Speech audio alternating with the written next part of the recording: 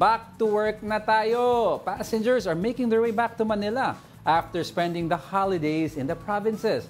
Let's check in with Mobile Journal Evan Tarinque for the latest update from the Parañaque Integrated Terminal Exchange. Evan, nako, kala ko dyan ka na nakatira eh. Every single report, nandyan ka. So, gaano karami na ang ma-expect natin today or may parang hanggang Sunday pa ang ang pinaka-peak na antayin natin?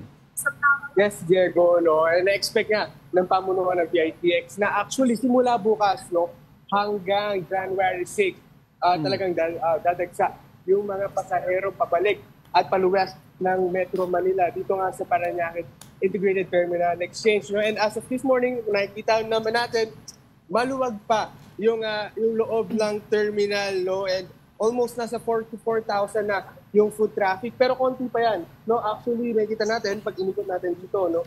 Maluwag pa rin yung entrance dito at pag inikot din natin yung ibang parte ng terminal, ay maluwag na maluwag. Free to roam ang sitwasyon ngayon dito. No? Pero na-expect na nga simula bukas o mamayang hapon ay muling dadami yung mga tao dito dahil pagdating nga ng Lunes ay back to work na yung ibang mga kababayan natin. Diego? Oh, Evan, yung mga nandyan ba, mga pauwi lang or meron pa rin mga lumuluwas pupunta sa kanilang mga probinsya? Pulin, halo-halo pa rin. No? Kanina may nakausap naman tayo, no, na in-expect talaga nila na talagang dagsain itong past holiday season. No? Kaya ang ginawa nila, pinlano nila, after naman ng holiday, lumuwas papunta sa kanilang probinsya. No? Sinakto kasi nila kanina dahil meron daw fiesta pagkatapos ng holiday season para hindi naman daw sila nakipagsiksikan. At yun nga, hindi sumabay sa bugso ng tao. Tinanong na rin natin kanina kung kamusta naman po yung pagbili ng mga tiket dahil isa nga ito sa talagang naging challenge sa ilang mga pasahero these past few weeks, no, yung paano makuha ng tiket. Pero kanina naman daw mabilis silang nakakuha at sinilip din natin yung ilang mga ticket booth ay talagang halos wala nang ang pila yung iba.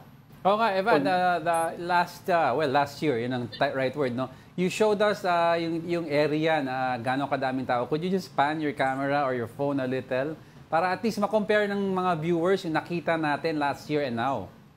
Okay, so last year, no, last week in December, no, makita natin talaga ito, puno-puno ng tao. Actually, may mga benches pang nakalagay dito just to accommodate yung dami ng tao. Pero ngayon, makikita natin, we're free to roam. No? Maluwag na maluwag yung mga daanan dito sa loob ng terminal. No? At actually, nagdagdag pa nga sila ata, no? Upuan sa taas. No? Check din natin, mas marami pang extra seats sa taas, no? Sa may second level ng terminal. Ngayon nga, marami pa rin upuan.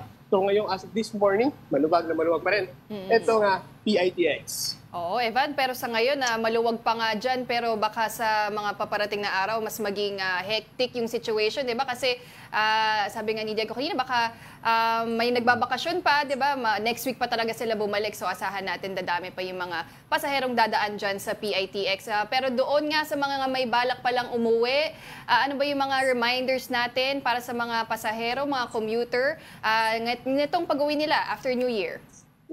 Yes, Pulino. Paalala pa rin sa mga pasahero na dadaan dito sa PITX ay pinagbabawal pa rin po yung mga flammable materials, mga matutulis na bagay at mga barel. No?